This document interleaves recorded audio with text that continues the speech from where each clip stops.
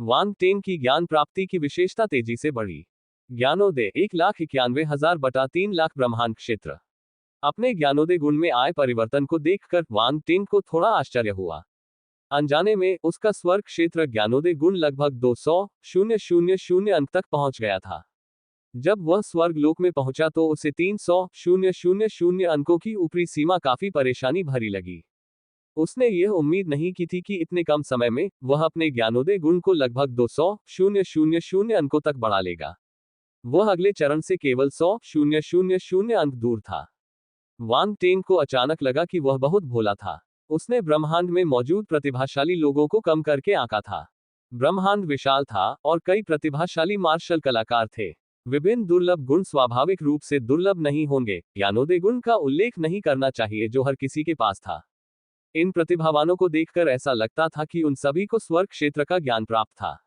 जब तक वह उनसे अंक छीन सकता था तब तक उन अंकों की गारंटी थी। इसलिए उसे विशेषता बिंदुओं के बारे में चिंता करने की बिल्कुल भी जरूरत नहीं थी। उसे बस इन प्रतिभाओं का अपने दिल की इच्छानुसार दोहन करना था। वांग टेंग ने मन ही मन सिर हिलाया। उसका लक्ष्य और भी स्पष्ट हो गया। उसे इन प्रतिभावान लोगों का पूरा लाभ उठाना था। दुश्मनों द्वारा गिराए गए विशेष बुलबुले एकत्र करने के बाद उसके बगल में भी बुलबुले गिराए गए। लिटिल व्हाइट और एलिजाबेथ के विशेषता बुलबुले के बारे में कहने को ज्यादा कुछ नहीं था। वांग टेंग के पास वे पहले से ही थे। हालांकि कैंग यू ने कई उपयोगी विष तत्व विशेषता वाले बुलबुले गिराए। उसने नक्षत्र विष बल के 18,500 अंक गिरा दिए, जिससे वांग टेंग के नक्षत्र विष बल में काफी वृद्धि हुई। विष नक्षत्र बल 34,300 बटा 50,000 ब्रह्मांड चरण 5वां स्तर। बुरा नहीं है, इस दर से मेरा नक्षत्र विष बल जल्द ही 6ठे स्तर को तोड़ देगा। वांग टेंग की आंखें चमक उठी और उसे एक सुखद आश्चर्य महसूस हुआ। स्टार पावर के अलावा कैंग यू ने काफी संख्या में जहर डोमेन विशेषता बुलबुले भी गिराए। वांग टेंग का जहर क्षेत्र पहले ही चौथे स्थान पर पहुंच चुका था। कैंग यू का जहर क्षेत्र उससे कहीं ज्यादा ऊंचा था, इसलिए यह उसके लिए बहुत मददगार था। जहर क्षेत्र 4,350 बटा 5,000 5वां रैंक। 5वां रैंक। कैंग यू के डोमेन विशेषता बुलबुले को अवशोषित करने के बाद वांग टेंग का जहर डोमेन सीधे चौथे स्तर से 5वें स्तर तक आगे बढ़ गया। इसके अलावा ध्यान देने योग्य कोई अन्य विशेषता बुलबुले नहीं थे। जब उन्होंने अपने सभी गुण मूल्यों की समीक्षा की तो वांग टेंग ने राहत की सांस ली और अपने लाभ से पूरी तरह संतुष्ट महसूस किया। पूर्णता की यह भावना अविश्वसनीय रूप से ताजगी देने वाली थी। इन गुणों को एकत्रित करने से उसकी शक्ति में अविश्वसनीय परिवर्तन हुआ, जिससे उसकी शक्ति में उल्लेखनीय वृद्धि हुई। स्विफ्ट विंग टीम के सदस्यों ने कभी कल्पना भी नहीं की होगी कि वे वांग टेंग की विशेषताओं में वृद्धि का स्रोत बन गए हैं। इसे परिप्रेक्ष्य में रखें तो वांग टेंग को अपनी विशेषताओं के साथ अपनी ताकत बढ़ाने में बस एक पल लगा था। कैंग यू और लिटिल किंग र ने वांग टेंग को रेगिस्तान में बिखरे हुए फीनिक्स गोल्डन फेदर ब्लेड उठाते हुए देखा था और एक पल के लिए झिझकने के बाद जैसे कि चुपचाप एक दूसरे से संवाद कर रहे हों, ऐसा लगा कि वे एक निर्णय पर पहुंच गए हैं। वे बोलने ही वाले थे कि तभी उन्होंने देखा कि वांग टेंग उनकी ओर देख रहा है। वह उनके पास गया। एट नोबल एट रुको। कैंग यू की हल्की ठंडी आवाज उसके घूंघट के पीछे से आई। उसकी अभिव्यक्ति छिपी हुई थी, लेकिन उसकी जटिल भावनाएं उसकी खूबसूरत आंखों में स्पष्ट थीं। वांग टेंग को कुछ पलों के लिए आश्चर्य हुआ और वह उन दोनों की ओर देखे बिना नहीं रह सका। उसने देखा कि न केवल कैंग यू बल्कि लिटिल किंग एयर के चेहरे पर भी ऐसे ही जटिल भाव थे। वह कुछ हद तक अवाक रह गया। वांग टेंग, तुम पर संदेह है? राउंड बॉल ने प्रसन्नतापूर्वक कहा। खैर, इसमें कोई आश्चर्य की बात नहीं है, वांग टेंग ने आह भरते हुए कहा, ये समझते हुए कि उसने बहुत कुछ प्रदर्शित किया है जो किसी की नजर में नहीं आएगा जब तक कि दूसरा व्यक्ति अंधा न हो। तुम ज़ेले नहीं हो, कैंग यू ने वांग टेंग को घूरते हुए धीरे से कहा। अगर मैं ज़ेले नहीं हूं तो मैं कौन हूं? वांग टेंग ने अपनी बाहें फैला दी जैसे कि वह दूसरे पक्ष को अपना चेहरा स्पष्ट रूप से दिखा सके। वह उन्हें मनाने का एक आखिरी प्रयास कर रहा था। हालांकि हम आप में कोई समस्या नहीं देख सकते, लेकिन ज़ेले के पास आपके जितनी शक्ति नहीं हो सकती, कैंग यू ने गंभीर स्वर में कहा।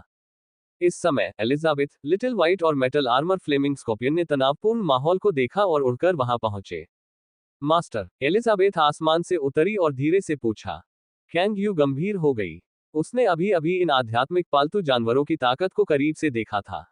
अगर दूसरा पक्ष कोई कदम उठाता तो वह उन्हें रोक नहीं पाती। ये ठीक है, आप सभी अभी वापस जा सकते हैं। वांग टेंग ने अपना हाथ हिलाया और इन 3 विशालकाय प्राणियों को अपने अंतरिक्ष खंड में संग्रहित कर लिया। कैंग यू आश्चर्यचकित थी। उसने उम्मीद नहीं की थी कि वह 3 आध्यात्मिक पालतू जानवरों को दूर कर देगा। पिछली लड़ाइयों के बाद उसकी हालत बहुत अच्छी नहीं होगी। वह ये सोचकर हैरान रह गई कि अचानक हमला करने से वह क्यों चिंतित नहीं था। वांग तेंग ने इस बात पर ज्यादा ध्यान नहीं दिया कि कैंग यू क्या सोच रही थी और उसने पूछा, अगर मैं तुमसे कहूं कि मेरा कोई बुरा इरादा नहीं है, तो क्या तुम मुझ पर विश्वास करोगी? कैंग यू की आंखों में एक तेज चमक चमक उठी। उन्होंने ये स्वीकार किया। सचमुच ये व्यक्ति ज़ेले नहीं था। किसी कारणवश जब उसने अपना अपराध स्वीकार किया तो उसे थोड़ी निराशा महसूस हुई। मेरे डैडी कहाँ हैं? छोटी किंग एयर ने वांग टेंग की बातें सुनी और उसे गौर से देखा। उसका चेहरा थोड़ा पीला पड़ गया था और उसने झिझकते हुए पूछा। वांग टेंग ने लिटिल किंग र की ओर देखा और अपना हाथ हिलाया। उसने ज़ेले को अपने स्पेस फ्रैगमेंट से बाहर निकाला। मुझे खेद है। आपके पिता को विशेष परिस्थितियों के कारण थोड़ी परेशानी हुई है, लेकिन उनकी जान को कोई खतरा नहीं है। ज़ेले का शरीर जमीन पर गिरा हुआ था। वह अभी भी बेहोश था। पिताजी, छोटी किंग एयर तुरंत दौड़कर आई। पहले तो वह चिंतित हुई, लेकिन जब उसने देखा कि ज़ेले को कोई गंभीर चोट नहीं लगी है, तो उसने राहत की सांस ली। वह ठीक है, कैंग यू ने उसे देखने के लिए आगे बढ़कर छोटी किंग र से कहा। ठीक है, तो मुझे विदा लेनी चाहिए। वांग टेंग का रूप धीरे धीरे वापस मानव रूप में बदल गया। परग्रही मानव, कैंग यू ने आश्चर्य से कहा जब उसने अपने सामने काले बालों वाले युवक को देखा। माफी चाहता हूँ, ये जानबूझकर नहीं किया गया था। मुझे रुई स्नैक सिटी में कुछ काम निपटाने थे। साथ ही मैंने सांप जाति के किसी भी सदस्य को नहीं मारा है। वांग टेंग को लगा कि यह समझाना जरूरी है। वह नहीं चाहता था कि उस पर बेवजह आरोप लगाया जाए। कैंग यू की अभिव्यक्ति और भी जटिल हो गई। वह उस आदमी की बातों पर विश्वास करने को तैयार थी। काले बालों वाले उस युवक ने अभी अभी उनकी जान बचाई थी, और उसने लिटिल किंग एयर को उसके वंश को जागृत करने में भी सहायता की थी। इन सब के बिना वह वांग टेंग पर भरोसा नहीं करती। इन सब के कारण उनके बीच एक मौन और अव्यक्त विश्वास पैदा हो गया। लेकिन बस इतना ही। जब बात बाहरी इंसानों की आई, तो कैंग यू अपनी सतर्कता को पूरी तरह से खत्म नहीं कर सकी। मैंने वह सब कह दिया है जो मुझे कहना था। तुम्हें विश्वास करना है या नहीं, यह तुम पर निर्भर है। मैं जा रहा हूँ। हो सकता है कि हम भविष्य में फिर मिलें। वांग टेंग ने उन दोनों को गौर से देखा, फिर हवा में ऊपर उठा, तुरंत एक चमकदार रोशनी की लकीर में बदल गया, क्षितिज पर गायब हो गया। कैंग यू और लिटिल किंग एयर वहीं खड़े होकर एक दूसरे को चुपचाप देखते रहे। छोटी किंग एयर ने कुछ कहने के इरादे से अपना मुंह खोला, लेकिन अंततः उसने इसे अपने तक ही सीमित रखा। चलो चलें, कैंग यू ने शांति से कहा। मास्टर, क्या आपको लगता है कि वह? छोटी किंग र ने बोलना शुरू किया, लेकिन फिर रुक गई। उसकी आंखों में एक जटिल भाव था। उनकी पिछली मुलाकातों के दृश्य उसके दिमाग में बार बार घूम रहे थे, और उसे भूलना उसके लिए असंभव हो गया था। कैंग यू ने अपना सिर हिलाया और कुछ और नहीं कहा। वह लिटिल किंग र को आकाश में ले गई, और वे भी प्रकाश की किरणों में बदल गए, रेगिस्तान में गायब हो गए। जहरीली लहर का हमला। एक। कैंग यू और लिटिल किंग एयर से अलग होने के बाद वांग टेंग ने अपनी दिशा बदल दी और रुईस्नैक सिटी की ओर उड़ चला। लैंडन अभी भी रुईशे शहर में था। उसे वहां जाना था। जहां तक कैंग यू और लिटिल किंग एयर का सवाल है, तो उसने ज्यादा नहीं सोचा। उसे पहले ही लाभ मिल चुका था। इस बार निस्संदेह आदिकालीन महासागरीय सर्प रक्तरेखा सबसे बड़ी उपलब्धि थी। उसने अप्रत्याशित रूप से अपनी अपेक्षा से अधिक प्राप्त कर लिया था। चूंकि वह रुई स्नैक सिटी में प्रवेश करने के लिए ज़ेले की पहचान का उपयोग नहीं कर सकता था, इसलिए वांग टेंग केवल छिपकर और चुपके से अंदर जा सकता था। हालांकि ये पहले जितना सुविधाजनक नहीं होगा। लैंडन का व्यवहार बहुत अजीब था। जब वह कैंग यू और अन्य लोगों के साथ बाहर गया, तो वह बिल्कुल भी नहीं हिला और शहर में ही रहा। वांग टेंग ने वापस जाकर करीब से देखने का फैसला किया। अगर सब कुछ विफल हो गया, तो वह अपनी जादुई क्षमता का उपयोग करने का सहारा लेगा। वह लैंडन को अपना गुलाम बना लेगा और उस समय उसे सब कुछ पता चल जाएगा। हालांकि ये तरीका कमजोर आध्यात्मिक शक्ति वाले लोगों पर ज्यादा कारगर था। लैंडन जैसे प्रतिभाशाली लोगों पर इसका इस्तेमाल करने पर ज्यादा जोखिम था। एट नोबल एट। यही कारण था कि वह अब तक जादू का उपयोग करने में झिझक रहा था। वांग टेंग कैंग यू और अन्य लोगों से पहले रुई स्नैक सिटी पहुंच गया। वह छिपकर शहर में घुस गया। फिर उसने सहजता से एक सांप आदमी का रूप धारण कर लिया और शहर में घूमने लगा। उसने खुद को केंद्रीय महल की जेल के बाहर खड़ा कर लिया और अगले 3 दिनों तक इंतजार करने का फैसला किया। अगर लैंडन ने तब तक कोई कार्रवाई नहीं की तो वांग टेंग खुद हस्तक्षेप करेगा। उसके पास बर्बाद करने के लिए बिल्कुल भी समय नहीं था। यह आदमी इंतजार करने में माहिर था। वह बहुत धैर्यवान था। वांग टेंग को निराशा महसूस हुई। वांग टेंग, वे दोनों सांप महिलाएं शायद वापस आ गई हैं। तुम जाकर क्यों नहीं देखते? राउंड बॉल ने कहा। मैं क्यों जाऊं? हम कुछ समय के लिए मिले थे और अब से हम सिर्फ अजनबी हैं, वांग टेंग ने सहजता से उत्तर दिया। टस्क, चलो। जिस तरह से उन 2 सांप महिलाओं ने तुम्हें देखा था वह निश्चित रूप से अलग था, राउंड बॉल ने चिढ़ाते हुए कहा। बकवास मत करो, मैं एक गंभीर व्यक्ति हूं। मैं किसी के साथ खिलवाड़ नहीं करता, वांग टेंग ने गंभीरता से कहा। हाँ हाँ, आप एक गंभीर व्यक्ति हैं, जब आप मस्ती कर रहे होते हैं तो बेहद गंभीर होते हैं, राउंड बॉल ने चुटकी ली। वांग टेंग, यह आदमी और भी व्यंग्यात्मक होता जा रहा था। खुद वह भी इसका मुकाबला नहीं कर सकता था। अल्पविराम। दूसरी ओर छोटी किंग एयर और कैंग यू रूई से शहर में लौट आए थे। कैंग यू ने लिटिल किंग एयर और जेले को उनके घर वापस भेज दिया। छोटी किंग एयर ने अभी जेले को उसके कमरे में बिठाया ही था कि उसने एक धीमी कराह सुनी। जेले ने अपना सिर रगड़ा और धीरे धीरे होश में आया, फिर भी वह थोड़ा भ्रमित दिख रहा था। पिताजी, आप जाग गए हैं। छोटी किंग उड़कर आई, उसका हाथ पकड़ लिया और उत्साह से पुकारा। छोटी किंग जेले को अपनी बेटी को देखकर झटका लगा। उसकी आंखों में कुछ चमक लौटी और उसने जल्दी से पूछा, छोटी किंग क्या हमारे घर कोई अजनबी आया था? क्या तुम्हें कुछ हुआ? कैंग यू और लिटिल किंग एयर की निगाहें अजीब हो गईं। पिताजी, मैं ठीक हूँ। क्या आपको याद है कि किसने आपको बेहोश कर दिया था? छोटी किंग ने पूछा। मैं। जेले एक पल के लिए रुका, फिर उसे अचानक सिरदर्द महसूस हुआ, खासकर उसके सिर के पिछले हिस्से में। ऐसा लगा जैसे कुछ बड़े उभार हैं। उसने उसे छुआ और ठंडी सांस ली। आउच! दर्द हो रहा है। कैंग यू की अभिव्यक्ति और भी विचित्र हो गई। लिटिल किंग की आंखों में गुस्सा साफ झलक रहा था। वह किसी को उसके पिता को इतनी बुरी तरह पीटने के लिए दोषी ठहरा रही थी। उसके सिर के पीछे का हिस्सा देखो, वह सूजा हुआ था। लेकिन जब उसे अंतरिक्ष में रहने वाले मनुष्यों का भाग्य याद आया तो उसे लगा कि यह एक हल्की सजा थी। यह आदमी बड़ा अजीब था। बेहोशी खोने से पहले मैंने केवल एक जोड़ी लाल आंखें देखीं, और फिर मुझे याद नहीं है कि क्या हुआ। हर बार जब मैं जागता था तो कोई मुझे बेहोश कर देता था, और उन्होंने ऐसा कई बार किया।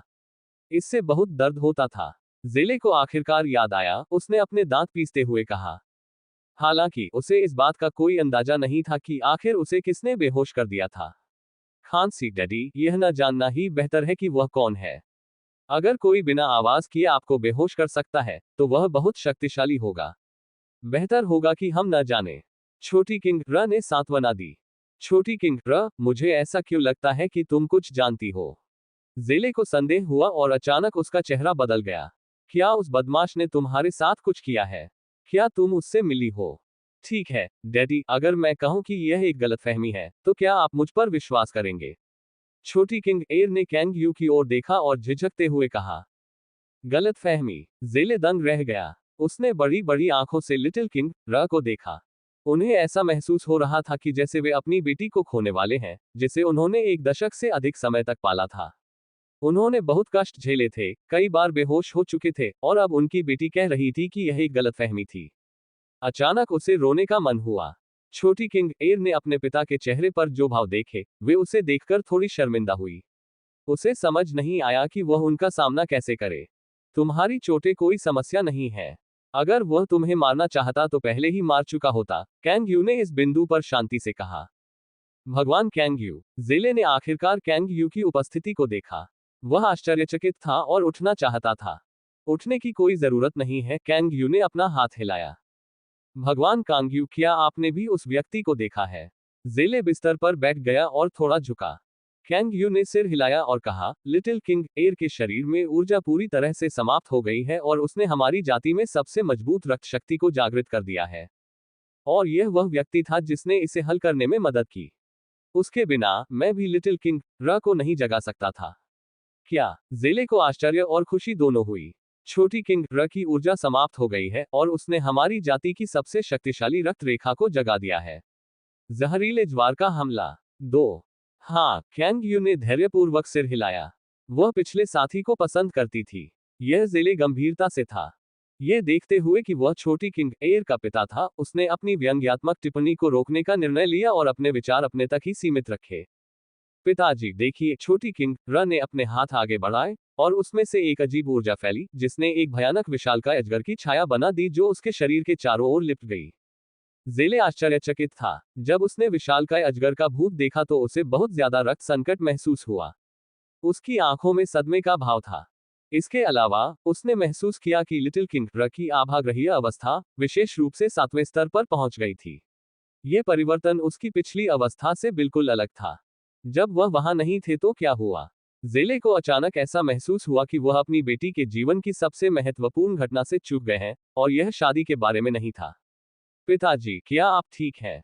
छोटे किंग र ने कुछ चिंता के साथ पूछा। उसे डर था कि कहीं वह इस खुलासे से अभिभूत ना हो जाए। मैं ठीक हूं, मैं बहुत खुश हूं, यह एक अद्भुत बात है। जेले ने बार बार अपना सिर हिलाया, उसके शब्द कुछ असंगत थे। वह वास्तव में उत्साहित था। उसकी पुरानी शिकायतों के बावजूद लिटिल किंग र के मुद्दे हल हो गए। इससे न केवल उसकी जान बच गई बल्कि एक असाधारण भविष्य के द्वार भी खुल गए। इस समय उसके मन में जो भी नाराजगी थी वह महत्वहीन थी।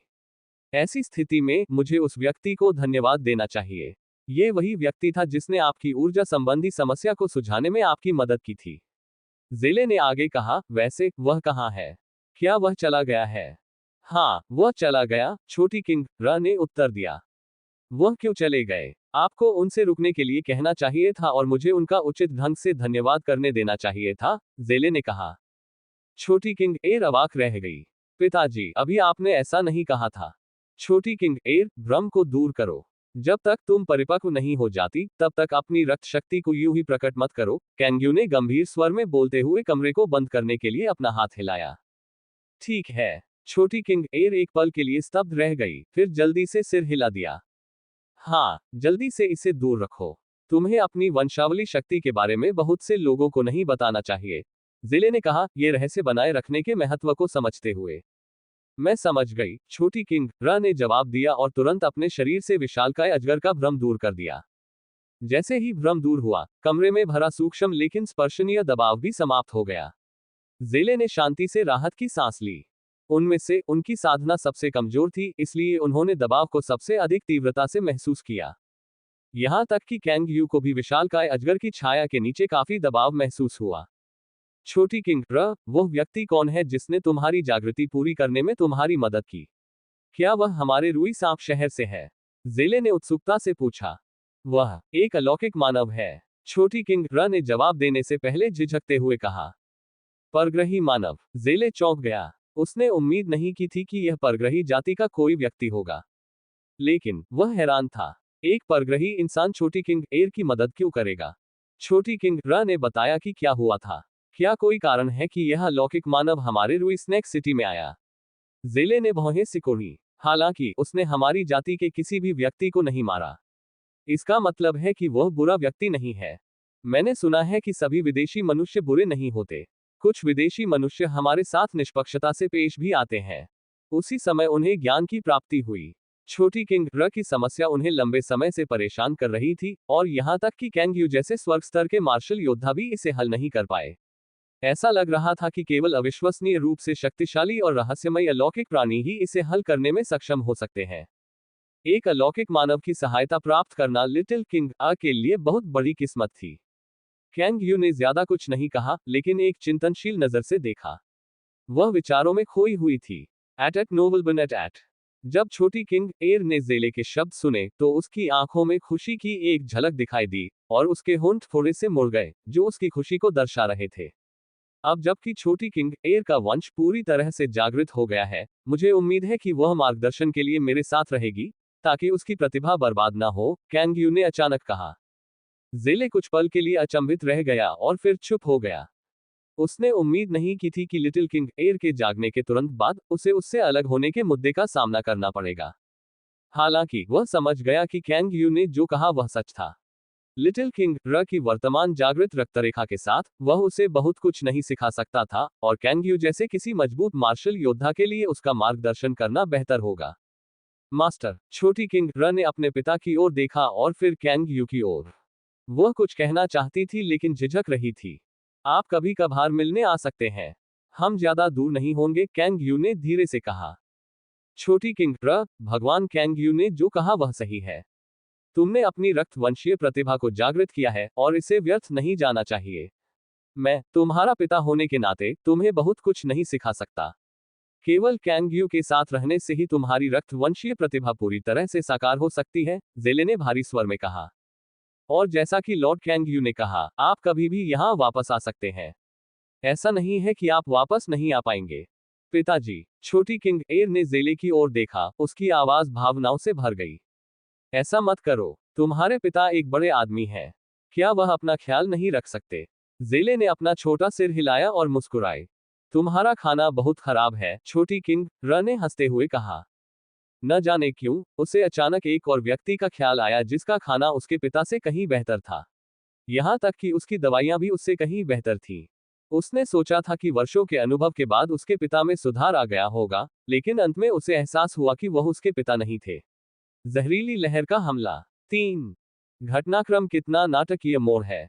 दूसरा व्यक्ति एक युवा व्यक्ति लग रहा था जो उससे ज्यादा उम्र का नहीं था। उन दिनों के बारे में सोचते हुए जब वह उसके साथ छेड़खानी करती थी, लिटिल किंग के सुंदर चेहरे पर शर्मिंदगी उभर आई। तुम छोटी बच्ची, क्या तुम अपने पिता के बारे में शिकायत कर रही हो? ज़ेले ने झल्लाहट के साथ कहा।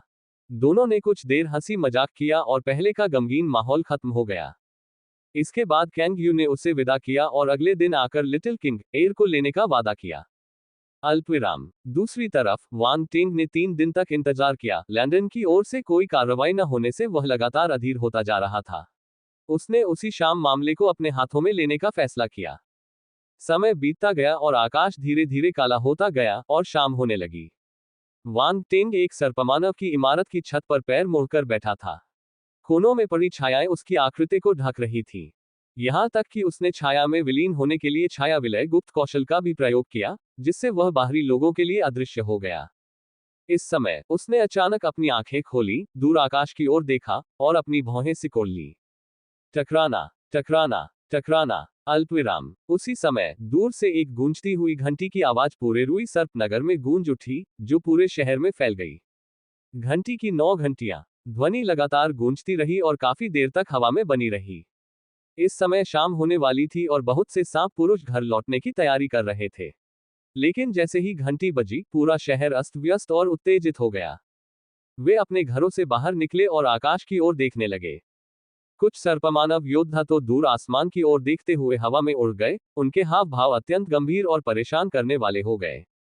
जहरीला ज्वार। ये जहरीली लहर है। पूरे शहर में दहशत और चिंता की आवाजें गूंज उठी और तुरंत ही फैल गईं। इमारतों के बाहर अनगिनत सांप पुरुष दिखाई दिए, उनके चेहरे पर भय का भाव था। यहाँ तक कि कुछ बच्चों को भी पता था कि जहर की लहर क्या होती है। वे या तो बड़ों से लिपट गए या फूट फूट कर रोने लगे। स्पष्टतः यह विषैली लहर एक भयावह उपस्थिति थी जो बच्चों को भयभीत कर सकती थी। जहरीली लहर। वांग टेंग चकित रह गया। उसने मन ही मन पूछा, राउंड बॉल, क्या तुम जानते हो कि यह जहरीली लहर क्या है?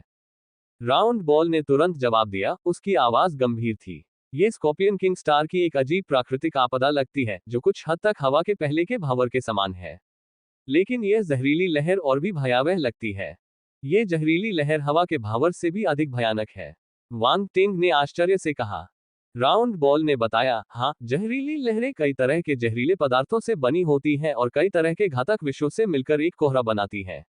ये जहां भी गुजरती है, लगभग हर चीज जंग खा जाती है और लंबे समय तक कुछ भी नहीं उग सकता। ये बेहद भयानक है। तुमने मुझे इतनी भयावह बात के बारे में पहले क्यों नहीं बताया? वांग टेंग झल्ला गया। जहरीले ज्वार का आना पूरी तरह से अप्रत्याशित है। कुछ लोग यहाँ 1 साल तक रह सकते हैं और इसका सामना नहीं कर सकते हैं, जबकि अन्य लोग कुछ ही दिनों में इसका सामना कर सकते हैं। तो मुझे आपको बताने का क्या फायदा है? राउंड बॉल ने जवाब दिया। उद्धरण चिन्ह ... मैं यह महसूस करने से खुद को नहीं रोक पा रहा हूं कि आप मेरा अपमान कर रहे हैं, वांग टेंग ने धीरे से कहा। उन्होंने न केवल हवा के भावर का सामना किया था, बल्कि अब उन्हें जहरीली लहर का भी सामना करना था, और ये दोनों ही घटनाएं अल्प समय में घटित हुई थी। ये कैसा भाग्य था? वांग टेंग को ये संदेह होने लगा था कि क्या हाल ही में उसकी किस्मत का सितारा धूमिल हो रहा था। दुर्भाग्य से, किस्मत के गुण ऐसी चीज थे जिन्हें आप खोज नहीं सकते थे। वे दुर्लभ थे और संयोग से घटित होते थे। अब हमें क्या करना चाहिए? क्या हमें जल्दी से भागने की कोशिश करनी चाहिए? राउंड बॉल ने पूछा। इन सांपों को देखो, वे बहुत चिंतित लग रहे हैं, लेकिन वे भागने की योजना नहीं बना रहे हैं। उनके पास बचाव का कोई साधन हो सकता है। चलो इंतजार करते हैं और देखते हैं, वांग टिंग ने कहा, जैसा कि उसने आगे के महल को देखा। सर्पमानव मार्शल योद्धाओं के समूह दिखाई दिए, जो व्यवस्था बनाए रखते हुए तथा सर्पमानवों को रूई सर्प नगर के उत्तर पश्चिम की ओर खाली करने के लिए संगठित करते हुए दिखाई दिए। सांपमैन अत्यधिक सहयोगी थे तथा शहर के उत्तर पश्चिम की ओर व्यवस्थित ढंग से आगे बढ़ रहे थे। हालांकि शहर में लोगों की बड़ी संख्या के कारण यह अभी भी कुछ हद तक अव्यवस्थित लग रहा था। इस समय दूर से जहरीली लहरें और करीब आ रही थी। गहरे हरे रंग की धुंध की पट्टी लहरों की तरह आसमान में फैल रही थी, जो तेजी से फैल रही थी। इसकी सीमा इतनी विशाल थी कि इसने पूरे आसमान को ढक लिया था, जिसका कोई अंत नहीं दिख रहा था। कोई आश्चर्य नहीं कि सांपों ने शहर नहीं छोड़ा था। इतनी व्यापक जहरीली लहर के साथ भागने के लिए कहीं भी जगह नहीं थी। धमाका, एक भयंकर गर्जना गूंजी और उसके साथ ही गहरे हरे रंग की जहरीली लहर के भीतर से विभिन्न सरसराहट और फुफकारने की आवाजें निकली, मानो अनगिनत विषैले जीव और विष उसके भीतर रेंग रहे हों और उड़ रहे हों, जिससे यह अत्यंत भयावह हो गया। रास्ते में जहां भी जहरीली लहरें गुजरी, लगभग सभी वनस्पतियां सूख गईं और मर गईं, हालांकि इनमें से कई पौधों में घातक विष मौजूद थे। किसी अज्ञात कारण से वे जहरीली लहरों की संक्षारक शक्ति का सामना नहीं कर सके। जंगल में कुछ जंगली जानवर तो और भी दयनीय थे। वे सड़ चुके थे और कंकाल मात्र रह गए थे। यह दृश्य सचमुच भयानक था और इसमें कोई आश्चर्य नहीं था कि सांप मानव इतने घबरा गए थे। वांग टेंग ने दूर तक देखा, उसकी भौहें सिकुड़ी हुई थी। उसे लगा कि एक अवर्णनीय दमन की भावना क्षितिज से आ रही है, जो शहर को घेरने वाली है। ये जहरीली लहर भयावह है। राउंड बॉल कुछ देर चुप रही, उसकी आवाज कुछ सूखी लग रही थी। वांग टिंग ने कहा, देखते हैं कि सांप आदमी इसका सामना कर पाते हैं या नहीं। एट नोवल बन एट। जैसे ही उसने यह बात कही, शहर के शक्तिशाली व्यक्ति आसमान में उड़ते हुए महल की ओर बढ़े। कुछ ही देर में वे महल के ऊपर मंडराते हुए कई सांपों में बदल गए। वांग टिंग ने उनमें से एक को पहचान लिया। ये सांप जाति का स्वर्ग मंच मार्शल योद्धा था जिसने जागू और लैंडन को पकड़ा था। उसका नाम था मारोग। धमाका, ठीक उसी समय महल के भीतर से एक और भी अधिक शक्तिशाली आभा फूट पड़ी और आकाश में एक सुंदर आकृति प्रकट हुई, जहरीली लहर का हमला। 4 यह आकृति भव्य सर्पमानव पोशाक पहने हुए थी, एक अनोखी पोशाक जो कवच और लंबे गाउन के बीच कहीं थी, कुलीनता और सुंदरता का भाव प्रकट करती थी। उसने अपने सिर पर एक सुनहरा मुकुट पहना हुआ था, जो राजसीपन का स्पर्श जोड़ रहा था। यह मुकुट अत्यंत अनोखा था, जो सर्प का आकार ले रहा था, मानो कई अजगरों ने मिलकर इसे बनाया हो। सामने एक विचित्र सा सर्प अपना मुंह खोले हुए था, जिसके भीतर एक रत्न जड़ा हुआ था। महाराज, जब सर्प जाति के स्वर्ग स्तर के योद्धाओं ने इस महिला को देखा तो उन्होंने अपना सिर नीचे कर लिया और आदरपूर्वक झुक गए। तो ये सांप जाति की रानी है। वांग टेंग को आश्चर्य हुआ। उसने आश्चर्य भरे भाव से महल की ओर देखा। उसने भौहें सिकोड़ते हुए कहा, वह कुछ कुछ जानी पहचानी क्यों लग रही है। कांग्यू। वांग टेंग ने अचानक अपनी आंखें चौड़ी कर ली और उसके दिमाग में एक और आकृति उभरी। यद्यपि कैंगयू ने बहुत ही शालीन कपड़े पहने हुए थे, जबकि सर्प पुरुष रानी शानदार पोशाक में थी, फिर भी वांग टेंग ने दोनों आकृतियों के पीछे से परिचय का आभास पाया। इसके अलावा उन दोनों ने घूंघट पहन रखा था, जिससे उनके चेहरे का अधिकांश हिस्सा ढका हुआ था तथा केवल उनकी दो मनमोहक आंखें ही दिखाई दे रही थी।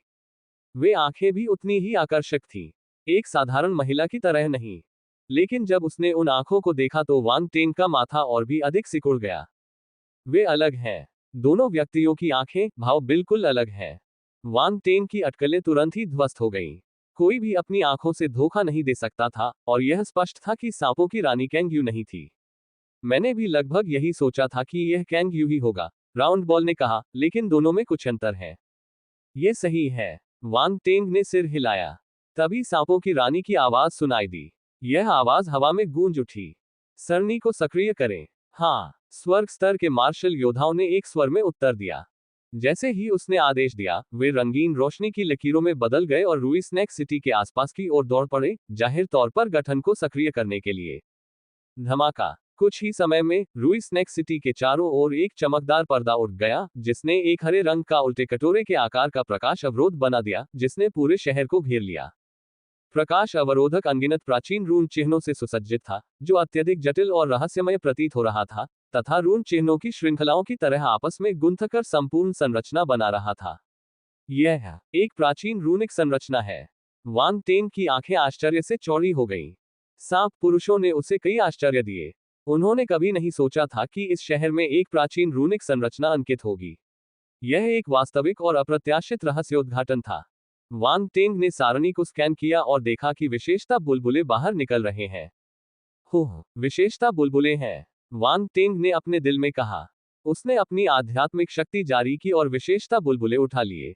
प्राचीन जहरीले रून तारांकन 100, प्राचीन जहरीले रून तारांकन 150, प्राचीन जहरीले रून तारांकन 120, अल्पविराम, प्राचीन जहर रून। यह एक विशेष प्राचीन रून है। ऐसा लगता है कि मैं काफी भाग्यशाली हूँ। वांग टेन चकित था। एक एक करके प्राचीन विष रून के गुण बुलबुले वांग टेन के दिमाग में विलीन हो गए और ज्ञान में बदल गए। एक क्षण में उसके मन में एक के बाद एक अजीब हरे रंग के निशान प्रकट हुए, जिनसे एक अजीब शक्ति प्रकट हुई जो उसकी चेतना में व्याप्त हो गई। वांग टेन को ज्ञान की प्राप्ति हुई। उसने अपनी स्मृति में प्राचीन विष रून को स्थापित कर लिया। उसी समय उनकी प्राचीन रून विशेषता बढ़ने लगी।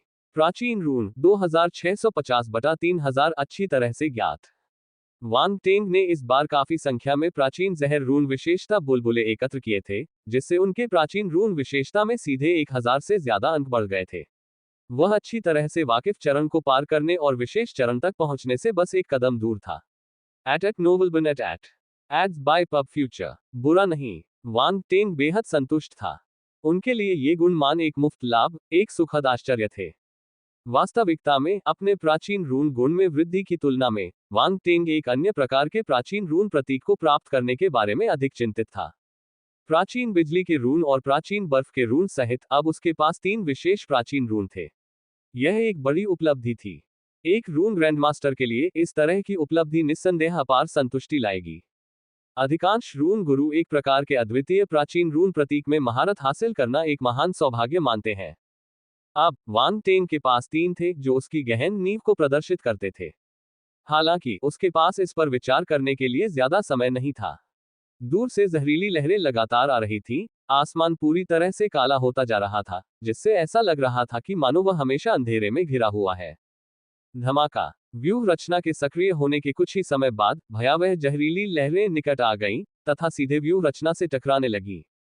थप्पड़, सरनी से टक्कर की आवाजें गूंजने लगी और वांग टेंग ने ऊपर देखा, उसके सिर में झुनझुनी महसूस हुई।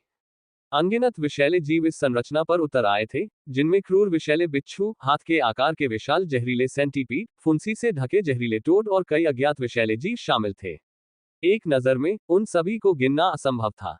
ऐसी स्थिति में यह कोई आश्चर्य की बात नहीं थी कि सर्प मानवों को, जो नियमित रूप से विषैले जीवों से निपटते थे, यह अत्यंत भयावह लगा। सिजल, संरचना पर विभिन्न प्रकार के विष छिड़के गए, जिससे फुफकारने जैसी ध्वनि उत्पन्न हुई और संरचना नष्ट हो गई। संरचना की चमक लगातार टिमटिमा रही थी, जिससे भय का भाव उत्पन्न हो रहा था। कुछ दूरी पर सर्पमानव जाति की रानी और अन्य स्वर्ग मंच के योद्धा अपने ऊपर की सेना को गंभीरता से देख रहे थे। ये संरचना उनकी रक्षा का एकमात्र साधन थी। अतीत में इसने कई जहरीली लहरों को पीछे धकेला था। क्या इस बार भी यह टिक पाएगा? धीरे समय बीतता गया और आसमान में जहरीली लहरें खत्म नहीं हुई। यह ऊपर से रूई स्नैक सिटी पर लगातार बरस रही थी। इसका लक्ष्य केवल रूई स्नैक सिटी नहीं था, ये केवल इस स्थान से गुजर रहा था। हालांकि यह जहरीली लहर असामान्य रूप से विशाल लग रही थी और इतने लंबे समय के बाद भी यह पूरी तरह से खत्म नहीं हुई थी। महाराज, खतरे को भांपकर स्वर्ग मंच के योद्धाओं के चेहरे पीले पड़ गए।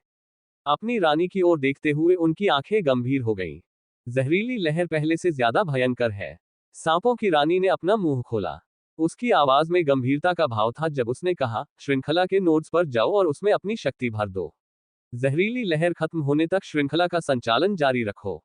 हाँ। स्वर्ग मंच के योद्धा फिर से शहर के चारों ओर की व्यूह पंक्ति की ओर दौड़ पड़े। पहले तो उन्हें लगा कि व्यूह पंक्ति हमलों का सामना कर सकती है, लेकिन अब ऐसा लग रहा था कि उन्हें भी कार्रवाई करनी होगी।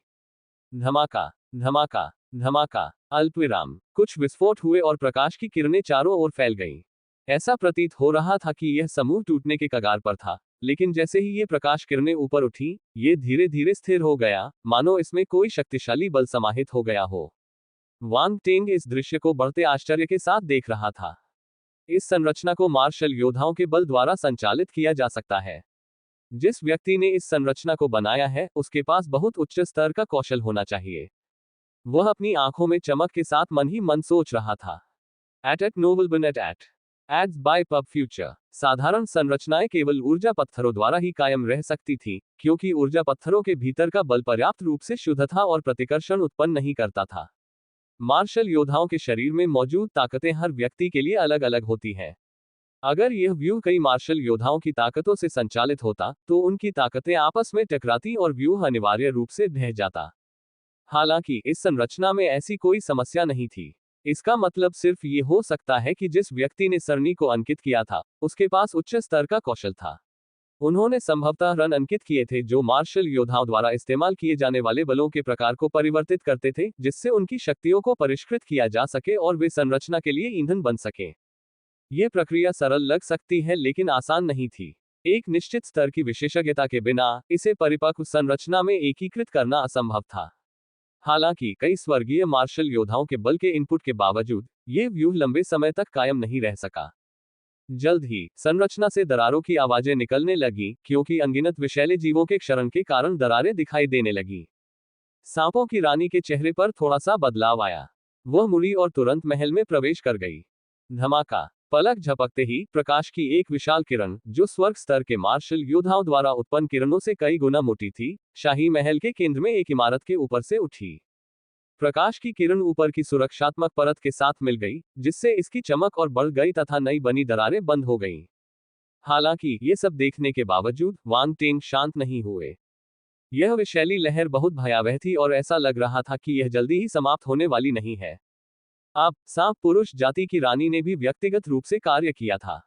सांप पुरुषों के पास शायद सभी विकल्प समाप्त हो गए थे, यदि वे इसे रोक नहीं सके। उस समय वांग टेंग की नजर तेज हो गई और उसने तुरंत दूरी पर स्थित महल की जेल की ओर देखा।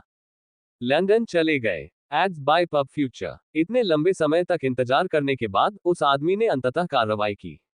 लेकिन यह आदमी इतने लंबे समय से निष्क्रिय था और अब उसने स्थानांतरित होने का फैसला किया है। वांग टेंग की अभिव्यक्ति अनुकूल नहीं थी। जहरीली लहरों के खतरे ने उसे बेचैन कर दिया था। अगर वे इसे झेल नहीं पाए, तो लैंडन को कोई कीमती चीज मिल भी जाए तो वे उसे अपने साथ नहीं ले जा पाएंगे। रुको। वांग टेंग हैरान रह गया। क्या उसे पता था कि जहरीली लहर आने वाली है? यह असंभव है। कोई भी जहरीली लहर का पूर्वानुमान नहीं लगा सकता। अगर उसे पता भी हो कि यह आने वाली है, तो उसे कैसे पता चलेगा कि यह इस शहर से होकर गुजरेगी? यह असंभव है, राउंड बॉल ने कहा। यह सच है। अगर वह इस तरह की भविष्यवाणी कर सकता, तो वह वाकई बहुत प्रतिभाशाली होता, और वह इस स्थिति में नहीं होता। वांग टेंग ने सिर हिलाया। राउंड बॉल अवाक रह गया। खैर, उसकी हालत इतनी भी खराब नहीं है। ये काफी बुरा नहीं है। एक बेहतरीन अकादमी के छात्र को इस तरह छिपकर घूमने के लिए मजबूर होना पड़ा, ये बहुत दुखद है। वांग टेंग ने तर्क दिया। उद्धरण चिन्ह ... आपने सही बात कही है। राउंड बॉल इसका खंडन नहीं कर सका। कुछ ही देर में जेल से विस्फोटों की आवाजें आने लगी और अंदर मौजूद सांपों की दयनीय चीखें और चिल्लाहटें सुनाई देने लगी। धमाका। जेल के प्रवेश द्वार से ऊर्जा का एक उछाल निकला। वांग टेंग ने उस दिशा में देखा और देखा कि जेल का गेट फट गया है और उसके बाद कई आकृतियां उसमें से उड़कर बाहर आ रही हैं। धूल और धुएं के बीच से एक व्यक्ति शांत भाव से बाहर निकला। उसका चेहरा ठंडा और उदासीन था। उसका गंजा सिर धुएं में चमक रहा था। ये लैंडन था। वह बाहर है, वांग टेंग ने खुद से कहा, लेकिन खड़ा नहीं हुआ। वह क्रॉस लेग करके बैठा रहा और दूर से देखता रहा। Ads by PubFuture. जेल के आसपास के सांप पुरुष योद्धाओं का ध्यान आसमान में उठ रहे जहरीले ज्वार की ओर था और उन्हें जेल से भागने की उम्मीद नहीं थी। जब उन्होंने लैंडन को आते देखा, तो वे दंग रह गए। उसे पकड़ने, उसे भागने मत दो, अल्पविराम। हालांकि उन्होंने तुरंत प्रतिक्रिया की और लैंडन की ओर दौड़े तथा उस पर विभिन्न हमले शुरू कर दिए। लैंडन ने ठंडी सांस ली। उसकी आंखों से बर्फीली आभा निकल रही थी। उसने हाथ में भाला पकड़ा हुआ था। कुछ सर्पमानव योद्धा जो केवल दिव्य अवस्था में थे, उनकी छाती से खून बहने लगा। वे बिना चीखे ही तुरंत मर गए। दूर स्थित सर्पमानव योद्धा उसकी शक्ति देखकर आश्चर्यचकित हो गए और उसके पास जाने में झिझकने लगे। धमाका। इस समय दूर से एक शक्तिशाली आभा उभरी। यह एक ब्रह्मांड मंच सर्पमानव मार्शल योद्धा था। लैंडन ने आंखें सिकोड़ ली। उसने आसमान में उठती जहरीली लहरों को गंभीरता से देखा। उसने समय बर्बाद न करने का इरादा किया और महल में घुस गया। वह सांप पुरुष के महल में जा रहा था। वांग टेंग को इस बात से कोई आश्चर्य नहीं हुआ। इतने लंबे समय तक छिपने के बाद लैंडन के दिमाग में निश्चित रूप से एक योजना थी। उसकी रुचि की वस्तु कहीं और नहीं मिल सकती थी, वह महल के भीतर ही होनी चाहिए थी। रोको उसे। ब्रह्मांड मंच सर्पमानव मार्शल योद्धा की अभिव्यक्ति बदल गई और वह जल्दी से चिल्लाया। उनकी रानी महल के अंदर थी और सुरक्षात्मक व्यवस्था बनाए हुए थी, और वे किसी को भी उसे परेशान करने की इजाजत नहीं दे सकते थे। इसके अलावा घुसपैठिया एक फरार कैदी था और उसे महल में प्रवेश देने से भयंकर परिणाम हो सकते थे। अपने डर के बावजूद अन्य सर्प पुरुष मार्शल योद्धाओं ने स्थिति की गंभीरता को पहचाना और लैंडन को रोकने के लिए दौड़ पड़े। हालांकि उनके और लैंडन के बीच शक्ति का अंतर बहुत बड़ा था। एक ही बार में कई दिव्य चरण वाले सर्प पुरुष मारे गए। लैंडन एक प्रकाश की किरण में बदल गया और महल का द्वार तोड़कर अंदर घुस गया। उस समय महल के अधिकांश गार्ड नागरिकों को बाहर निकालने में मदद करने के लिए चले गए थे, तथा केवल कुछ ही लोग अंदर रह गए थे, जिससे लैंडन के लिए यह एक अच्छा अवसर बन गया। पीछे खड़ा ब्रह्मांड मंच वाला सर्पमानव क्रोध में दहाड़ने लगा, लेकिन उसे एहसास हुआ कि वह भागे हुए कैदी को नहीं पकड़ सकता। वह क्रोधित हो गया। वांग टेंग ने यह दृश्य देखा और आसमान में जहरीली लहरों को देखते हुए अपनी बुरी किस्मत को कोसने लगा। अंत में उसके पास उठकर लैंडन का पीछा करने के अलावा कोई विकल्प नहीं था। लैंडन परेशानी भरा है। वांग टेंग ने अपना प्रोफाइल कम रखा और लैंडन और कॉस्मोस स्टेट स्नेकमैन के पीछे पीछे छिपकर चलता रहा। वह खुद से शिकायत करते हुए महल की ओर बढ़ रहा था। बाहर की जहरीली लहरें उसे बहुत परेशान कर रही थीं, और फिर भी इस आदमी ने इस संकट के दौरान भागने का विकल्प चुना था। यह परेशानी की बात थी। यहां तक कि उसने भी ऐसा करने की हिम्मत नहीं की, लेकिन अब लैंडन का पीछा करने के अलावा कोई चारा नहीं था। वह आदमी अपनी चाल चल चुका था और वांग टेंग को उसका पीछा करना था। अगर हालात गंभीर हो गए तो वह हमेशा सांपों के साथ घुलने मिलने की कोशिश कर सकता था। उसने उत्तर पश्चिम क्षेत्र में एक भूमिगत शरणस्थल के बारे में सुना था। यह जहरीले ज्वार का सामना करने में सक्षम होना चाहिए। सांप मनुष्य संभवतः उसके जैसे बाहरी लोगों की तुलना में विषैली लहर से निपटने में अधिक अभ्यस्त थे। वांग टेंग को नहीं पता था कि लैंडन जहरीली लहर से कैसे निपटेगा। लैंडन तेजी से महल में घुस गया और सर्प मानव योद्धा कभी कभी उसे रोकने के लिए आगे आए, लेकिन उसने उन सभी को खत्म कर दिया।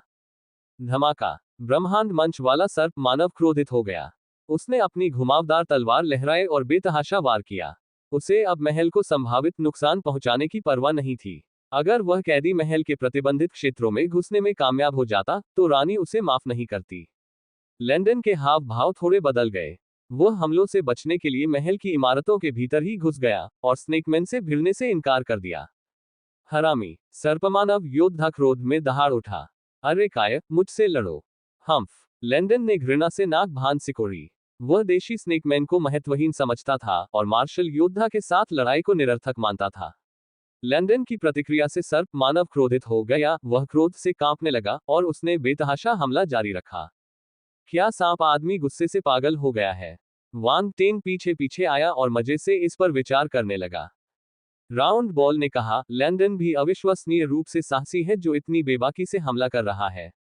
उसे पता होगा कि अभी किसी के पास उससे निपटने का समय नहीं है। वांग टेंग ने जवाब दिया। मुझे संदेह है कि उसे पता है कि जहरीली लहर आने वाली है। ऐसा लगता है कि यह आदमी अच्छी तैयारी से आया है। ऐसा ही लगता है। राउंड बॉल ने इस बार वांग टेंग के साथ बहस नहीं की, यह स्वीकार करते हुए कि वास्तव में कुछ गड़बड़ थी। Ads by PubFuture. लैंडन महल के भीतर एक जटिल रास्ते से आगे बढ़ा और कई सांपों के गढ़ों को तोड़ दिया। उसने आसपास की संरचनाओं पर कोई दया नहीं दिखाए, उन्हें सीधे नष्ट कर दिया और आगे बढ़ गया। यह देखकर पीछा कर रहा सांप आदमी डर से कांप उठा, उसके माथे की नसें उभर आईं। क्या तुमने देखा कि उसके हाथ में क्या है? राउंड बॉल ने अचानक कहा। यह एक बग जैसा लगता है। वांग टेंग ने अपनी भौं सिकुड़ी और अपनी असली आंख की क्षमता का इस्तेमाल किया। पृथ्वी के गुणों वाला एक बग जैसा तारा जानवर, शायद सम्राट स्तर की ताकत वाला। मुझे इसमें कुछ खास नहीं दिख रहा है। मुझे ऐसा क्यों लग रहा है कि लैंडन जानबूझकर महल के अंदर कुछ खोज रहा है? राउंड बॉल ने पूछा। क्या आप कह रहे हैं कि यह उस बग से संबंधित है? वांग टेंग ने सोचा। हो सकता है। मैं देखूंगा कि यह किस प्रकार का कीड़ा है। धिक्कार है। इस विषक्षरण की दुनिया में जानकारी प्राप्त करना भी बहुत असुविधाजनक है। राउंड बॉल ने शिकायत की। वांग टेंग ने राउंड बॉल की शिकायतों पर ज्यादा ध्यान नहीं दिया क्योंकि इस समय लैंडन का आकार एक बड़े हॉल में प्रवेश करने के बाद गायब हो गया था। पीछा कर रहा सर्पमानव योद्धा सदमे की हालत में सभी दिशाओं में खोजने लगा, लेकिन कोई फायदा नहीं हुआ। इससे वह बेचैन हो गया और उसे बहुत पसीना आने लगा। महाशय, अनेक ग्रह स्तर और दिव्य स्तर के सर्प मानव योद्धा उसके चारों ओर एकत्र हो गए। उसे ढूंढो, तुम्हें उसे ढूंढना ही होगा। ब्रह्मांड मंच सर्प मानव चिल्लाया। हाँ, एड्स बाय पब फ्यूचर। आसपास के सांप मानव तेजी से फैल गए और लैंडन का पता ढूंढने लगे। हालांकि ऐसा प्रतीत हुआ कि लैंडन पूरी तरह से गायब हो गया था, और चाहे उन्होंने कितनी भी मेहनत की, वे उसका कोई सुराग नहीं ढूंढ सके। अंत में ब्रह्मांड मंच सर्प मानव अनिच्छा से मुख्य हॉल की रक्षा के लिए कुछ मार्शल योद्धाओं को छोड़ सकता था। वह दूसरों के साथ गंभीर भाव धारण किए हुए था क्योंकि वे जल्दबाजी में कहीं और चले गए। उन्होंने समझा कि लैंडन पहले ही चला गया है और कहीं और छिपा हुआ है। महल के भीतर एक कैदी का छिपा होना कोई छोटी बात नहीं थी। उसे अपने कंधों पर जिम्मेदारी का बोझ महसूस हो रहा था। अगर वे भागे हुए कैदी को नहीं ढूंढ पाते तो मुख्य रक्षक के तौर पर वह बड़ी मुसीबत में पड़ जाता। वांग टेंग वहां से नहीं गया। उसे लगा कि लैंडन इसी महल में छिपा हुआ है। वह गायब नहीं हुआ। हालांकि लैंडन के छिपने का तरीका बहुत ही कुशल था, जिससे सभी सांप मनुष्य मूर्ख बन गए और वे उसे ढूंढ पाने में असमर्थ हो गए। इस समय वे सांपों के महल के केंद्रीय क्षेत्र के करीब थे। जाहिर है, लैंडन अब और पीछा नहीं करना चाहता था, इसलिए उसने पीछा कर रहे सांपों से पीछा छुड़ाने के लिए इस अवसर का लाभ उठाया। वांग टेंग ने आसमान की ओर देखा। जहरीली लहर काली और भारी, छंटने का कोई संकेत नहीं दिखा रही थी। अनगिनत जहरीले जीव सुरक्षात्मक संरचना पर गिर रहे थे, और अंतहीन गहरे हरे रंग की धुंध लगातार संरचना को नष्ट कर रही थी, जिससे ये लगातार कांप रही थी। आसमान पूरी तरह से काला हो गया था, जिससे ऐसा लग रहा था मानो दुनिया का अंत हो गया हो। सर्पमानव योद्धा सभी भयभीत होकर आकाश की ओर देखने लगे। जहरीले ज्वार की तुलना में महल में एक कैदी का घुसपैठ कम महत्वपूर्ण प्रतीत हुआ। एट नोबल बन एट। वास्तव में इसी स्थिति के कारण लैंडन को महल में घुसपैठ करने का अवसर मिला। अन्यथा सामान्य परिस्थितियों में स्वर्ग स्तर के मार्शल योद्धाओं के हस्तक्षेप से लैंडन महल क्षेत्र में प्रवेश करने में सक्षम नहीं होता। इस तथ्य का उल्लेख करना भी आवश्यक है कि रानी भी महल के अंदर ही थी। इस समय लैंडन महल के भीतर एक गुप्त स्थान से बाहर आया, बाहर खड़े सांपों को सचेत किए बिना। वह चुपचाप चला गया और महल के अंदर तक अपनी घुसपैठ जारी रखी। एज योर सीपल, Wang Teng strikes 2। Wang Teng भी पीछे पीछे चल रहा था। उसे भी कुछ जल्दी होने का एहसास हुआ और उसे लगा कि उनके ऊपर बना सुरक्षा घेरा ज्यादा देर तक नहीं टिक पाएगा। इस बार का विषैला ज्वार विशेष रूप से भयावह था, संभवतः ऐसा कुछ जो सदियों में देखने को नहीं मिला होगा। वांग टेंग खुद को बदकिस्मत महसूस करने से नहीं रोक सका। अरे, उसे हर चीज क्यों मिलनी थी? वांग टेंग ने मन ही मन कोसा। वह बेहद निराश था और उसने लैंडन को घूरते हुए उम्मीद जताई कि यह व्यक्ति कुछ अच्छी खबर दे सकता है, वरना उसे खुद ही उससे निपटना पड़ सकता है। लैंडन वहीं रुक गया और भौहें सिकोड़कर चारों ओर देखने लगा। कुछ ठीक नहीं लग रहा था। हालांकि जब उन्होंने क्षेत्र की जांच की तो उन्हें कुछ भी असामान्य नहीं मिला। क्या ये सिर्फ मेरी कल्पना हो सकती है? लैंडन ने खुद से कहा, और इसके बारे में ज्यादा सोचे बिना वह केंद्रीय महल की ओर दौड़ता रहा। महल के ऊपर से एक प्रकाश स्तंभ आकाश में चमक रहा था, जो सुरक्षा व्यवस्था को बनाए रख रहा था। सांप मानव जाति की रानी भी वहां थी। लैंडन को ये सब पता था, लेकिन उसके पास आगे बढ़ने के अलावा कोई विकल्प नहीं था। पब फ्यूचर द्वारा विज्ञापन। सौभाग्यवश विषैली लहर के प्रकोप ने उनके लिए एक दुर्लभ अवसर प्रस्तुत किया, जो कि उनके लिए एकमात्र अवसर था। फिर भी उसके ऊपर जहरीली लहरें बहुत परेशान करने वाली थीं, और वह समय बर्बाद नहीं कर सकता था। उसे जल्द से जल्द उस वस्तु को हासिल करना था और छिपने की जगह ढूंढनी थी। जल्द ही लैंडन केंद्रीय महल में पहुंचा और निरीक्षण करने के लिए एक कोने में छिप गया। यह एक विशाल और राजसी महल था, जो किसी भी अन्य बाहरी हॉल से कहीं अधिक विशाल क्षेत्र में फैला हुआ था। महल की छत नुकीली थी और उस पर जटिल नक्काशी की गई थी। इन सांपों को स्तंभों के चारों ओर कुंडली मारे हुए और छत की सजावट करते हुए दर्शाया गया था, लगभग हर जगह जहां आप देखते थे। इन सांप पुरुषों को सांपों की पूजा करना पसंद है, वांग टेंग ने मन ही मन सोचा। राउंड बॉल ने कहा, आखिरकार सर्प पुरुषों में सर्प वंश का आधा हिस्सा होता है। हालांकि केवल वे अद्वितीय और शक्तिशाली सर्प वंश ही मानव वंश के साथ मिलकर सर्प पुरुषों को जन्म दे सकते हैं। वांग टेंग ने सिर हिलाया। उसे लगा कि वह कुछ नया सीख रहा है। महल के पास खड़े होकर देखने पर ऐसा लगा कि प्रकाश के केंद्रीय स्तंभ से एक हल्का दबाव निकल रहा है, जो चारों दिशाओं में फैल रहा है। राजा टेंग खुद को रोक नहीं पाए और केंद्रीय महल की ऊंची चोटी को देखा। उन्होंने देखा कि शिखर पर एक कुंडलित सर्प बना हुआ है, जिसका विशाल मुंह खुला हुआ है और उसमें से प्रकाश का स्तंभ निकल रहा है, जो एक अवास्तविक दृश्य बना रहा है। ये रानी का आंतरिक महल होना चाहिए।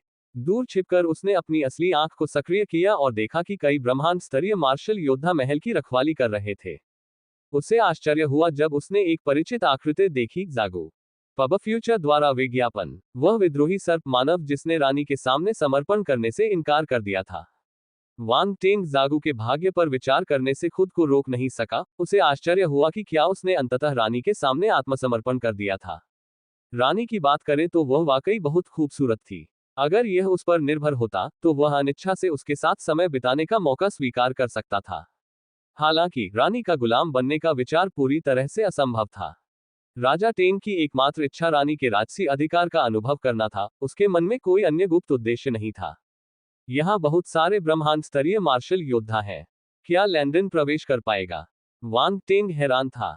जैसा कि पता चला, वह ऐसा कर सकता था। एट नोबलबन एट लैंडन के छिपने के कौशल ने उसे ब्रह्मांड मंच के मार्शल योद्धाओं से बचने और महल में सफलतापूर्वक प्रवेश करने में सक्षम बनाया। स्टेला अकादमियों की प्रतिभाओं की तुलना में इन सर्पमानव मार्शल योद्धाओं में अभी भी कमी थी। वे सभी ब्रह्मांड स्तर पर थे, इसलिए वे लैंडन जितने शक्तिशाली नहीं थे। जहां तक वांग टेंग का सवाल है, चूंकि लैंडन प्रवेश करने में सफल रहा, इसलिए वह भी प्रवेश कर सकता है। महल में हवा में एक ठंडी आभा भर गई थी और आसपास के क्षेत्र में कई सांपों की मूर्तियां और भित्तिचित्र सजे हुए थे। ये मूर्तियां काले पत्थर से बनाई गई थीं और उनकी आंखों में पन्ना रत्न जड़े हुए थे, जिससे उन्हें एक भयानक सजीव रूप मिला, जैसे कि वे हर घुसपैठिए को देख रहे हों। दीवारें और स्तंभ भी गहरे रंग के पत्थर या धातु सामग्री से निर्मित किए गए थे, जिससे एक ठंडा वातावरण उत्पन्न होता था। वांग टेंग ने सावधानीपूर्वक चुपचाप कदम बढ़ाए, कोई आवाज नहीं की जिससे उसकी उपस्थिति का पता चल सके। पब फ्यूचर द्वारा विज्ञापन। महल बहुत विशाल था और कोई भी ध्वनि अत्यधिक बढ़ सकती थी। ब्रह्मांड स्तर या स्वर्ग स्तर का योद्धा हल्की सी ध्वनि को भी पहचानकर उसे खोज सकता था। लैंडन भी उतना ही सतर्क था। उसने सुनिश्चित किया कि वह कोई शोर न मचाए। वह पूरे महल में गश्ती दल से बचने में कामयाब रहा। धीरे धीरे महल के अंदरूनी इलाकों की ओर बढ़ रहा था। महल का अंदरूनी हिस्सा विशाल और जटिल था और बिना गाइड के यहां भटक जाना आसान था। हालांकि ऐसा प्रतीत हुआ कि लैंडन को ठीक ठीक पता था कि वह कहां जा रहा है, तथा वह स्पष्ट उद्देश्य के साथ अनेक गलियारों से गुजर रहा था। जल्द ही एक गलियारे के अंत में एक हल्की रोशनी उभरी, जिसने वांग टेंग का ध्यान आकर्षित किया। लैंडन सावधानी से आगे बढ़ा। आश्चर्य की बात यह थी कि गलियारे के अंत में कोई गार्ड नहीं था। गलियारे से बाहर निकलकर लैंडन एक विशाल हॉल में पहुंचा, जिसके मध्य में एक ऊंचा सिंहासन था। एक मंत्रमुग्ध कर देने वाली सर्पिणी सिंहासन पर कुंडली मारे बैठी थी। उसका आकर्षक शरीर इस तरह झुका हुआ था कि एक अनूठा आकर्षण पैदा हो रहा था। एक साधारण हरकत से एक ऐसा आकर्षक आकर्षण पैदा हो रहा था जो किसी डरावने से कम नहीं था। उसका सर्पाकार निचला आधा भाग थोड़ा सा हिल रहा था, जिससे एक अनोखा और विदेशी आकर्षण झलक रहा था। निस्संदेह रानी के पास ऐसा करिश्मा था जो अन्य सभी नाग नागिनों से बढ़कर था। यहां तक कि लैंडन जैसा दृढ़ निश्चयी व्यक्ति भी उसे करीब से देखकर क्षण भर के लिए मोहित हुए बिना नहीं रह सका। सौभाग्य से वांग टेंग ने पहले ही लिटिल किंग र और कैंग यू, दो करिश्माई सांप महिलाओं को देखा था और उसने कुछ प्रतिरक्षा विकसित की थी। इसलिए रानी ने उसे इतना गहरा प्रभावित नहीं किया। टिप्पणी 3 सभी को देखें। नीला सागर मोती। वांग टेंग हमला करता है। 3 हालांकि एक बार फिर उसके भीतर वह अजीब सा अपनापन का एहसास उमड़ पड़ा। सांप मानव जाति की रानी वास्तव में कैंग यू की तरह दिखती थी। वांग टेंग कुछ क्षण के लिए रानी को ध्यान से देखने से खुद को रोक नहीं सका, क्योंकि यह विचार उसके दिमाग में घूम रहा था। फिर भी करीब से देखने पर उनके बीच असमानता स्पष्ट हो गई। सांप मानव जाति की रानी और कैंग यू के बीच बहुत बड़ा अंतर था। किसी कारण से वांग टेंग ने निराशा में अपना सिर हिलाया। वांग टेंग, जरा देखो। ऐसा लगता है कि इस संरचना का मूल वह सिंहासन है, राउंड बॉल अचानक बोला। मैं इसे देख रहा हूं, वांग टेंग ने चुपचाप उत्तर दिया, क्योंकि वह पहले ही इसे देख चुका था। सिंहासन की सतह जटिल रून से ढकी हुई थी जो अब मंद मंद चमक रही थी। रानी के हाथ आर्मरेस्ट पर टिके हुए थे और शक्ति की किरणें उसके हाथों से सिंहासन में प्रवाहित हो रही थी। सिंहासन के पीछे एक पत्थर की दीवार थी जो जटिल रून से ढकी हुई थी और उसी तरह एक हल्की चमक बिखेर रही थी। पत्थर की दीवार से बुलबुले गिरकर हवा में तैरने लगे।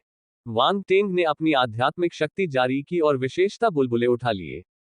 प्राचीन जहर रून तारांकन 80। प्राचीन जहर रून तारांकन 130। प्राचीन जहरीले रून तारांकन 100। एजियोर पोजियन सरपेंट एरे तारांकन 1। प्राचीन जहरीले रून तारांकन 160। अल्पविराम। हम जैसे ही विशेषता वाले बुलबुले वांग टेंग के दिमाग में आए, वह अचानक रुक गया, उसकी आंखें एक असामान्य रोशनी से चमक उठी। वे गुण बुलबुले गहरे हरे रंग के रूनों में परिवर्तित हो गए, जिनमें से कुछ प्राचीन विश्व रून थे जो उसने पहले प्राप्त किए थे, जबकि अन्य नए प्राप्त किए गए थे। स्रोत चाहे जो भी हो, प्राचीन रूनों में वांग टेंग की दक्षता में एक बार फिर सुधार हुआ था। प्राचीन रून 600/5000 विशिष्ट। कुछ ही सेकंड में प्राचीन रून पर उनकी महारत निपुणता से विशेषज्ञता तक पहुंच गई। वांग टेंग को अचानक लगा कि प्राचीन रूनों के बारे में उसकी समझ बहुत गहरी हो गई है। वही प्राचीन रून जो अब उसके सामने थे, समझ का एक अलग स्तर लेकर आए थे। ये रून धीरे धीरे लुप्त हो गए और उसके मन में अंकित हो गए। इसके बाद उनके मन में एक विशाल संरचना प्रकट हुई, जो अनगिनत जटिल और रहस्यमय रूनों से बनी थी, जो धीरे धीरे घूम रही थी और शक्तिशाली उतार चढ़ाव उत्पन्न कर रही थी। नीला विष सर्प सरणी। यह एक अत्यंत शक्तिशाली सरणी थी। अपने मन में प्रकट हुई अंतर्दृष्टि के आधार पर वांग टेंग को पता था कि यह नीला विष सर्प समूह एक दिव्य स्तर का गठन था। दिव्य स्तर की सरणियां ऐसी सरणियां थी जिन्हें केवल दिव्य स्तर के रून स्वामी ही बना सकते थे। वे अत्यंत शक्तिशाली थीं। इसके अलावा ये सरणी एक असाधारण रूप से दुर्लभ विष तत्व सरणी थी। जहरीले ज्वार का मुकाबला करने के लिए एजियोर पॉइजन सरपेंट एरे का उपयोग करना वास्तव में एक सरल विचार था, जो जहर से जहर का प्रभावी ढंग से मुकाबला करता है। जिस व्यक्ति ने इस संरचना को बनाया, उसने उल्लेखनीय रचनात्मकता का प्रदर्शन किया। कुछ ही समय में वांग टेंग ने इस संरचना की अंतर्दृष्टि को अपने मस्तिष्क में सफलतापूर्वक समाहित कर लिया और इसमें निपुणता हासिल कर ली। दूसरी तरफ ये स्पष्ट था कि लैंडन ने रानी की वर्तमान स्थिति को नोटिस किया था। उसके होठों पर हल्की मुस्कान आ गई। रानी अपनी संरचना बनाए रखते हुए आगे नहीं बढ़ सकती थी। यह उसका मौका था। यदि ऐसा नहीं होता, तो वह इस स्वर्ग स्तर के मार्शल योद्धा का मुकाबला नहीं कर पाता। जहां तक उस विशाल सेना की बात है, तो उसे इससे कोई मतलब नहीं था। उसके लिए ये केवल रानी का ध्यान भटकाने का एक साधन था। लैंडन ने हॉल को स्कैन किया। बग की इंद्रियों के आधार पर वह चीज जो वह खोज रहा था, यहां थी। ये कहां छिपा हो सकता है? एट नोबलबन एट। लेकिन काफी खोजबीन के बाद भी उसे कुछ नहीं मिला और उसका चेहरा उदास हो गया। उसने भौहें सिकोड़ ली। वांग टेंग पीछे से देख रहा था, अपनी ठोड़ी को सहला रहा था और साथ ही ऊपर आसमान पर भी नजर रख रहा था। हॉल का गुंबद खुल गया था, जिससे आकाश की स्थिति स्पष्ट हो गई थी। अंतहीन जहरीले ज्वार के निरंतर हमले के कारण नीला जहरीला सर्प समूह रहने लगा। इसकी सतह पर बारीक दरारें दिखाई देने लगी। रानी के चेहरे पर गंभीर भाव थे, उसकी आंखें चमक रही थीं। ऐसा लग रहा था कि उसने कोई निर्णय ले लिया है और अपने हाथों को सिंहासन के आर्मरेस्ट पर पटक दिया। उसके शरीर के भीतर की शक्ति बाहर निकल आई। वह इस संरचना को बनाए रखने के लिए अपनी सारी आंतरिक शक्तियों को इसमें लगा रही थी। यह बहुत खतरनाक था। हालांकि वह एक स्वर्ग स्तर की मार्शल योद्धा थी, लेकिन एजियोर पॉशन सरपेंट एरे एक दिव्य स्तर की एरे थी। इसके लिए बहुत ज्यादा ऊर्जा की जरूरत थी। अगर यह बिना रोक टोक के बलों को अवशोषित करती रही, तो रानी थक जाएगी। हालांकि ये ठीक इसलिए था क्योंकि यह एक दिव्य स्तर की संरचना थी, इसलिए यह भयानक विष की लहर का सामना कर सकी। अन्यथा शहर में हर कोई मर जाता। लैंडन की नजर झिलमिलाती हुई रानी पर पड़ी। चूंकि वह उसे कहीं और नहीं ढूंढ सकता था, इसलिए वह जिस चीज की तलाश कर रहा था, वह रानी के पास ही होनी चाहिए थी। हालांकि वह वर्तमान में संरचना का संचालन कर रही थी, इसलिए उसने कोई कदम उठाने की हिम्मत नहीं की। यदि वह ऐसा करता भी तो शायद वह उसके लिए उपयुक्त नहीं होता। वांग टेंग को तब आश्चर्य हुआ जब उसने देखा कि लैंडन ने अपनी खोज बंद कर दी है। वांग टेंग, वह रानी की शक्ति समाप्त होने का इंतजार कर रहा है, राउंड बॉल ने कहा। हाँ, वांग टेंग ने सिर हिलाया और तुरंत घुसपैठिए के इरादों का अनुमान लगा लिया। इस आदमी ने रानी पर नजर डालने की हिम्मत की। वह काफी साहसी था। जैसे जैसे समय बीतता गया, रानी द्वारा अपनी सारी शक्तियां सेना में डाल देने के बाद भी सेना अभी भी जहरीले ज्वार का सामना करने में असमर्थ थी। यह विषैली लहर असामान्य रूप से लंबे समय तक बनी रही थी और इसका प्रभाव भयानक था, जिससे वह शक्तिहीन महसूस कर रही थी। मात्र 10 मिनट में ही रानी के माथे पर पसीने की बूंदें बन गईं तथा उनका रंग पीला पड़ गया। वह अपनी सीमा के करीब पहुंच रही थी। दरार, नीला सागर मोती। वांग टेंग हमला करता है। 4. संरचना में दरारें फैलती रहीं। सरनी द्वारा बनाई गई प्रकाश ढाल अब इसे सहन नहीं कर सकी। रानी का चेहरा काला पड़ गया, उसने अपने दांत भींच लिए और उसने एक बार फिर ऊर्जा का विस्फोट किया। इस बार उसने न केवल अपनी शक्ति का प्रयोग किया, बल्कि अपनी रक्त शक्ति का भी प्रयोग किया। उसके चारों ओर एक विशाल सांप की आभासी छवि प्रकट हुई। यह आदिकालीन समुद्री सांप था। हालांकि यह आदिकालीन समुद्री सर्प उस सर्प से तुलना करने पर जो पहले लिटिल किंग के माध्यम से प्रकट हुआ था, कुछ हद तक छोटा और कम ठोस दिखाई दिया। इसमें प्राचीन राजसीपन की वह भारी भावना नहीं थी जो लगभग असहनीय थी।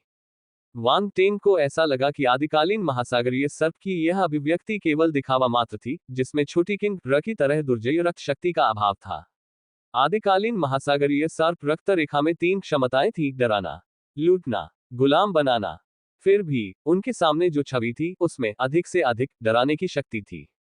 रानी ने अपनी रक्त शक्ति को पूरी तरह से जागृत नहीं किया था, वह केवल उसे उत्तेजित करने में सफल रही थी। ऐसा प्रतीत होता है कि सर्पमानवों का ये समूह आदिकालीन महासागरीय सर्प वंश से संबंधित है, वांग टेंग ने अपने आप से कहा। जैसे ही आदिकालीन महासागरीय सर्प का प्रेत प्रकट हुआ, रानी ने अपने वंश की शक्ति की धाराओं को अपने सिंहासन में प्रवाहित कर दिया। सिंहासन पर बने जटिल चिन्ह और उसके पीछे की पत्थर की दीवार चमकदार लाल रोशनी से चमकती है। गर्जन, गर्जन, गर्जन, अल्पविराम। एक क्षण में ही भयंकर गर्जनाएं हवा में भर गईं, जो आकाश और पृथ्वी तक गूंज उठी। आकाश में इस सरणी के ऊपर अचानक से विशालकाय सर्पाकार आकृतियां दिखाई दी।